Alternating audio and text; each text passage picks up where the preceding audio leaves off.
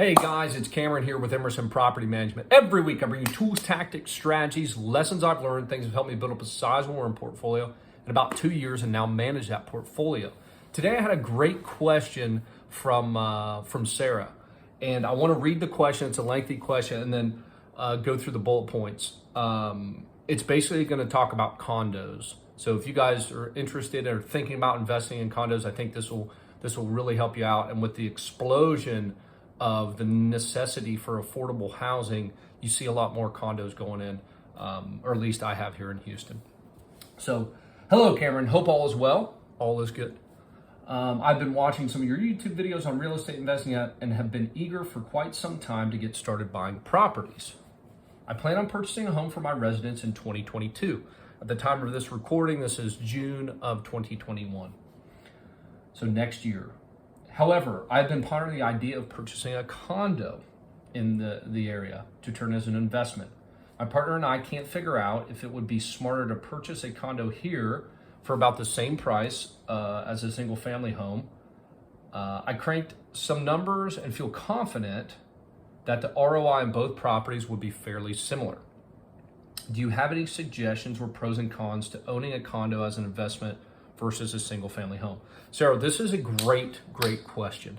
So I personally own 0 condos. The reason that I did that, though, that's not strategic, it was just the fact that all the marketing and there was so much desire for cash flow for me in the suburbs. So condos are typically closer to town, and when you go closer to town, you have higher values and then less cash flow. So I kind of wanted to stay in the burbs where we have a lot more single family homes and better cash flow numbers, or outside of town where you get a little bit better cash flow numbers. But I put together a couple pros and cons that we'll talk about through owning a condo, whether you should own one, whether you shouldn't, and then we can go from there. So pros, less maintenance. So this is a big thing with the condos. I have some good friends who actually are going through a condo nightmare. They bought one here in Houston, closer to town because it's in a great area and it was at a decent price. I don't know if you're familiar, but in February we had a hard freeze here in Houston and pipes started bursting. Well, they had a pipe that burst and thankfully their insurance covered all that. So the actual condo insurance covered it. This could be something that if you didn't have the proper insurance with a single family home that you would be footing the bill for. So that is a significant advantage. You have less maintenance and some of the responsibilities when you have a condo. You don't have to worry about cutting the yard. You don't have to worry about painting the outside. But you do pay for that. We'll talk about that in the cons here in a second. But the other benefit is security. So you can go and come as you please. It's almost like an apartment complex. You don't have to worry about having somebody watch your condo or having somebody watch it, because the odds are you're in the, maybe not on the first floor, or at least you could be, but the odds are you're in a building with some security, some gates, and you don't have to really worry about going out of town for a few days. So this is a big benefit if you travel a lot, you're young, or even if you're old and travel a lot, I guess, but you don't have any of the maintenance and it's not a big deal. So condos are a benefit that way, whereas your single family home, you're going to be, you want to make sure that somebody's there if you leave for a few days, that things are taken care of, the grass gets cut, things like that. Another benefit of condos is the amenities. So usually, like I said, condos are in closer to downtown. And it's like an apartment complex, right? The only difference between an apartment complex and a condo is you own the condo. That's really, there's some nuances here and there, but you own a part of that condo, whereas an apartment, you're just renting.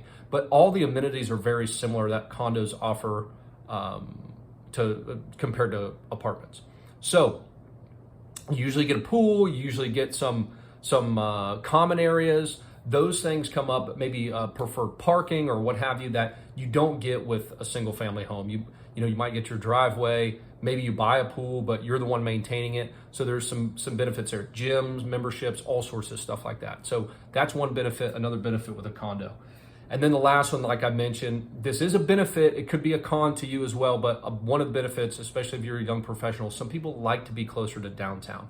Now, the pandemic's kind of changed some of that, right, where we can work from home, but some people like being closer down, like being closer to where it's at, the scene and everything. So that's a benefit. You can typically get in at a lower price point closer to town than if you bought a single family home. If you bought a single family home around some of the condos, you're going to spend usually a lot more money.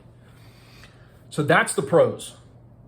Cons now, and you will have to weigh this out for yourself, and then I'll kind of wrap all this up at the end. Cons: HOA regulations and fees. So again, you get all these amenities, you get the benefit of less maintenance, but you pay for it with your HOA. So every month you'll have association dues. Now, those cover, again, your exterior landscaping. They'll cover if anything happens to the building, you usually pay for it. It will be split up amongst all the units. So it can be a great thing. It can also be one of those things that you don't have any control over, right? I mean, if something happens, the roof blows off and you guys got to come up with some money. I mean, it's nice that it'll be divvied up amongst all the units, but it can still come in out of your pocket. Whereas maybe that wouldn't happen with a single family rental or a single family home. You only have to pay for it if you damage it, not somebody else's unit or some other common area or what have you. So that's something to consider. Make sure you know what the monthly HOA's dues are, and then how those have progressed over the years. Have they come up or down? Because sometimes there's a misappropriation of funds, meaning that somebody gets in there that has no idea what they're doing in the HOA board. They act like fools. They spend money, frivolously, and then you have to keep going to the owners and drawing money out, which can deplete your pocket. You all of a sudden get hit for a $200 thing here, $400 thing here. You got to watch that stuff. So that's the one thing. That's probably my biggest pet peeve about HOAs.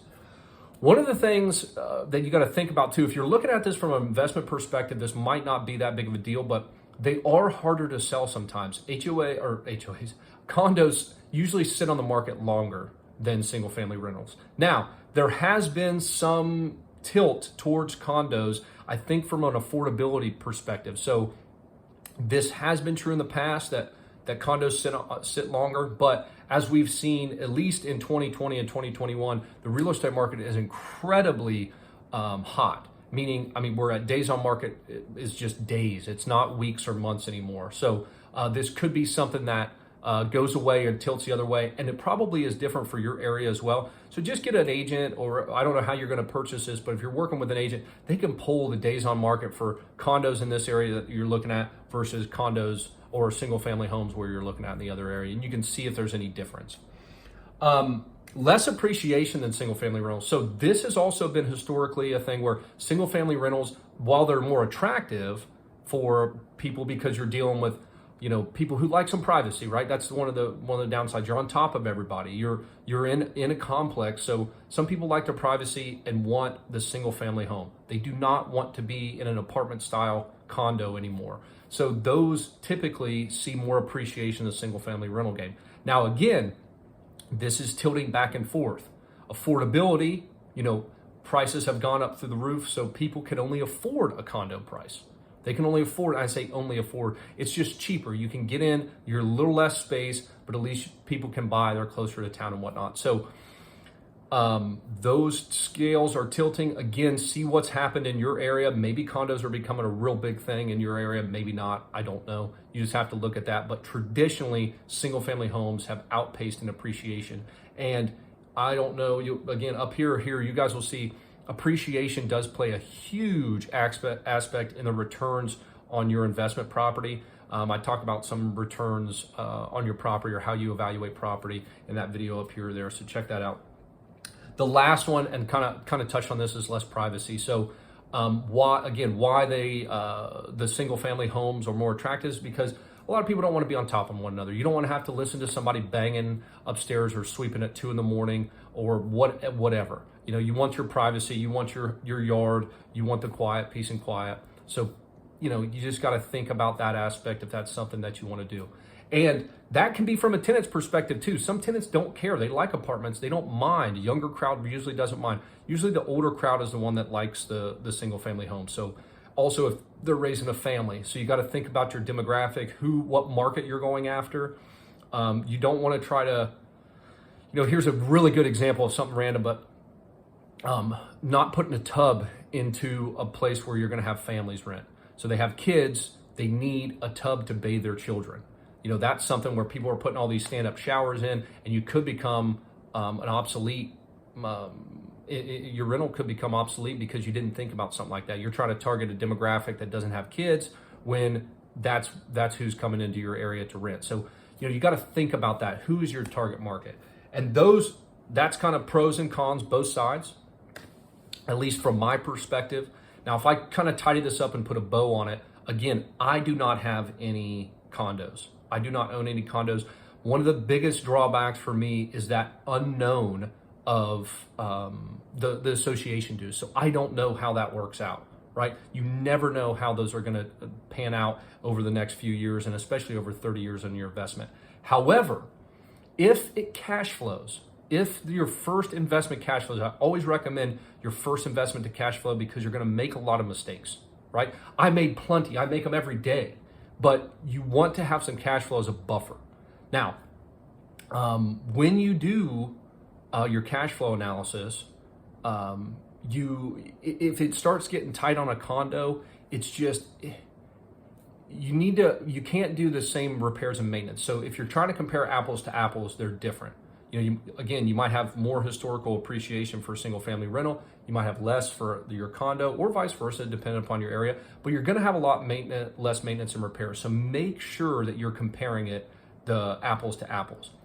If you're only responsible for the internals of your condo, which you normally are, you only have to budget for a hot water heater and your air and, drywall, floors, whatever, appliances, instead of having to budget for a CapEx or maintenance and repairs on a roof, your foundation, windows, this and that. It really depends on what you have in your condo. So it can be a good investment for somebody just starting out because you don't have to worry about all those mechanical things that can break.